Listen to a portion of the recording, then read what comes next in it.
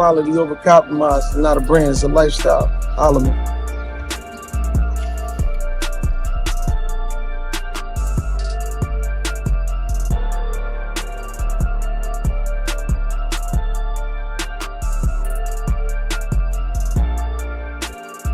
Shout out to Holla, man.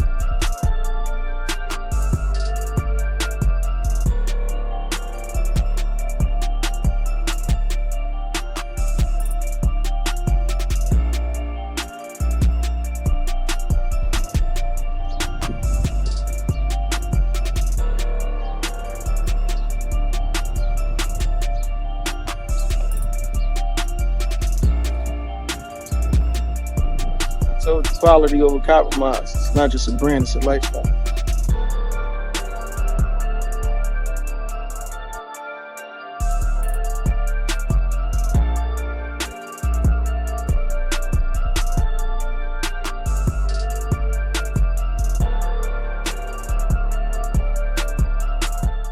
So the reason why contracts automatically extend, or one of the reasons why, when a fighter wins a world title, is when they're locked into a guaranteed contract with a promoter, is because the expenses of the promoter increases now.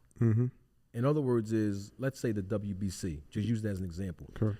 A fighter now becomes the WBC heavyweight champion of the world. Well, when the fighter goes to defend that title, the WBC has to sanction it. It's their title. The promoter has to pay, according to the rules and regulations of the WBC, have to pay for the president, vice president, or executive of the WBC and their dignitaries, and whoever else they choose. They could be up to 4 people. The promoter have to pay for their flight, round trip, their food, and their lodging. Okay, on top of all of the competitors that's going to fight on this one card, the opponent and the champion. Wow. The opponents on the undercard versus the A side. All of these fighters. So let's say we got 8 fights on this heavyweight championship card with the heavyweight championship title on the line in the main event, and you got like a co-main and then the other 6 fights. The promoter has to pay for everybody to eat on that card. Talking about the fighters. 3 or 4 days of per diem, their flights, round trip, their hotel rooms, not just for them, but in some contracts, the hotel room of the trainer and or another person, like a cut man or cut woman. The promoter has to pay all these expenses. Not only that, the promoter has to pay let's use the WBC, they have to pay sanctioning fees. So the fighter don't pay the sanctioning fees? Yeah, they do. They pay the 3% as the champion, 2% as the challenger. But the promoter got to pay too. Wow. Oh, I didn't know that. On top of all of the, like I talked, lodging and hotel room and food for the executives of the WBC. They have to pay for that. It's not free. And on top of that, they got to pay for all the medical exams of all the fighters on that card. I mean, I can get into all the expenses. I mean, because think about it like this. We go to a fight and we see a boxing ring there. Somebody had to pay to get that boxing ring installed. That's not free. The promoter has to pay for that. So when you look at a fighter who's not marketable or who's allowing the promoter to lose money because they're not selling very well, of course, the promoter's in the red. So if they build you up to become a world champion, they had to pay a lot of money before you even get the title shot, let alone getting the title shot and then defending the title after that. The expenses for the promoter increase, just like the expenses of the manager increase. But the great thing about it is you're able to make more of a profit because the purses of the fighters increase through their compensation. Wow. That's the business of boxing.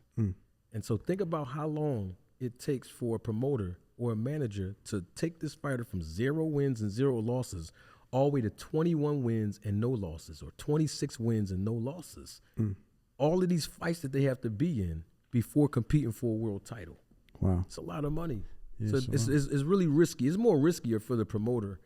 A lot of promoters end up in the red, a lot of them. Starting at the local level, not just big level. It starts at the local level first.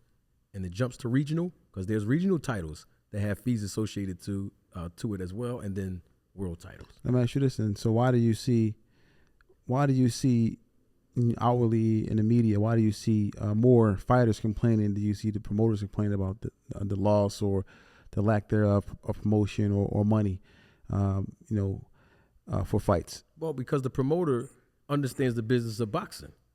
The manager, we understand the business of boxing. We know when we come in here, there's a heavy risk involved. Mm-hmm. And sometimes we won't get the reward because we understand the business.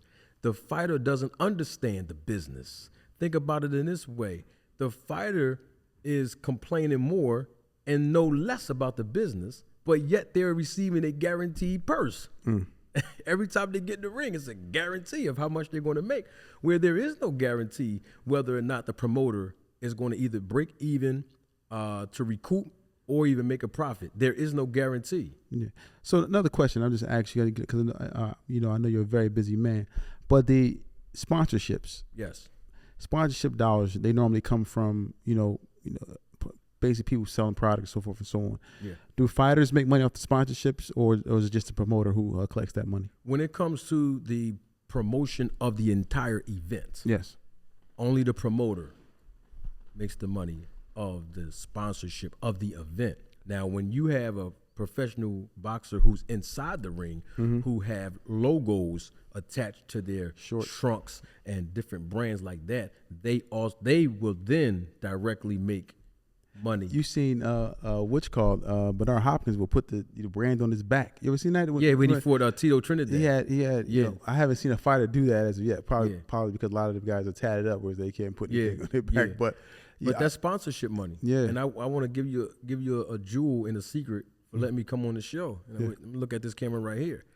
A lot of the fighters you see with different logos and brands attached to their trunks, if they're signed to a promoter, most of the time the promoter get a piece of that as well. Wow. Remember I told you when you sign with a promoter, you sell your rights. You license your you license your talent. So it's business. Is that negotiable?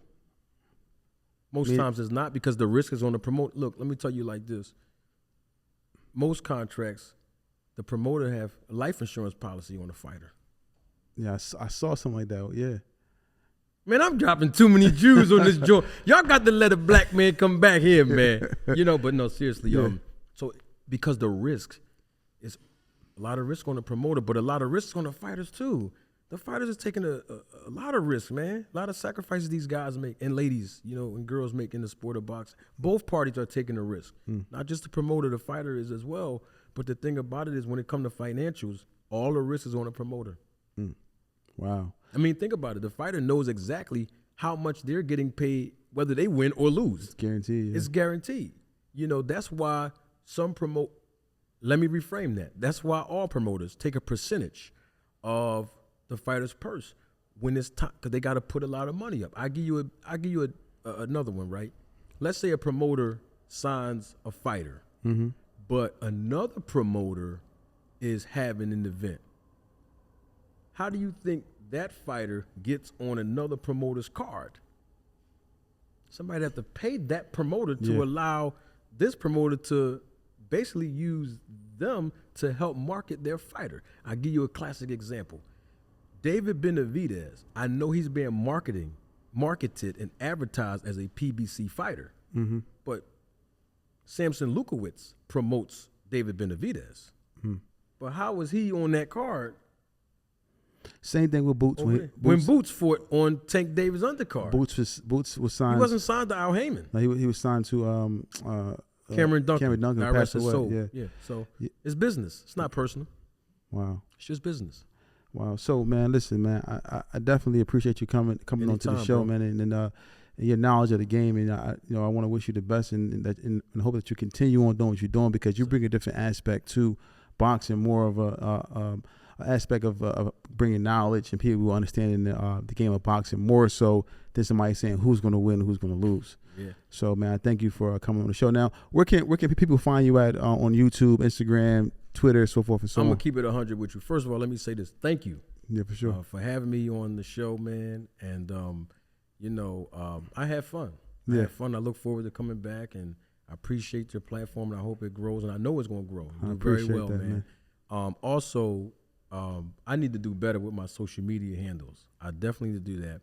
But in the meantime, in between time, Manager Marty on Instagram, but on YouTube, that's where most of my audience meet me at. I do about 2 or 3 live shows per week, videos a couple of times out throughout the week.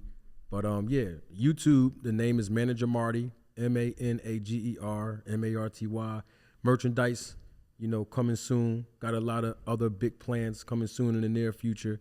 So, you know, come and check me out on my channel. But before you do, don't leave without subscribing to this channel. Yes. You got to subscribe and support this channel as well as mine. And we in this thing together, man. For sure. So I appreciate you. Thank you for having me. Yeah, so, you know, I want to thank everyone for tuning in to TBISE, the future of sports and entertainment. And we're here to stay. And I want to thank my guy, Manager Marty, for coming on. Thanks again. And thanks you guys for tuning in. TBISE.